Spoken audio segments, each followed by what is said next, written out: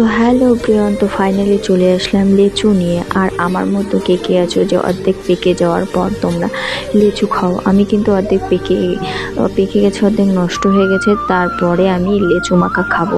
আসলে অনেক দিন ধরেই খেতে খেতে খাবো খাবো ভাবছিলাম, কিন্তু খাওয়া আর হচ্ছিল না। এই দেখো বালতির মধ্যেও অনেকগুলো পচে গেছে, যেহেতু এখন বৃষ্টির দিন আগে ছেড়ে নিয়ে এসেছে, তো কিছু করার নেই। তো আজকে ভাবলাম আমি আজকে লিচু মাখা খাবো। তো আমার মতো কে কে আম মাখা লিচু মাখা খেতে ভালোবাসো? আর সত্যি কথা বলতে আমি কিন্তু খেতে খুব ভালোবাসি টক খেতে।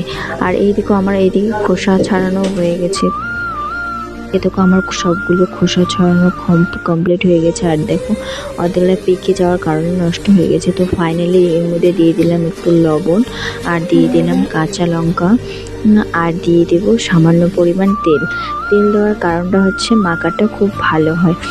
তো চলো এর মধ্যে সামান্য পরিমাণ আবার চিনি অ্যাড করব, কারণ চিনিটা একটু টক থাকলে টেস্ট একটু মিষ্টি মিষ্টি করবে, সেই কারণে এটাকে আমি অ্যাড করছি। তোমরা চাইলে এটাকে দিতেও পারো, না দিতেও পারো। তো দেখো দেওয়ার পর আমি এবার এটাকে ভালোভাবে মাখবো, কারণ মাখাটা যত ভালো হবে আমাদের মাখা খেতে তত ভালো লাগবে। আর এই দেখো মাখার আগেই আমার দাদা একটা নিয়ে খাচ্ছে, কারণ ও বলে এমনিই খাবে। আর এদিকে দেখো আমি মাখতেছি, কারণ আর মাখতে মাখতে আমার জিভের মধ্যে প্রচণ্ড জল চলে আসছে, কারণ আমি টক খেতে ভালোবাসি, সেই কারণে আমার প্রচণ্ড জিভের মধ্যে চলে যায়। আর ফাইনালি দেখো আমার মাখা হয়ে গেছে, আর এই দেখো আমি এখন খাচ্ছি।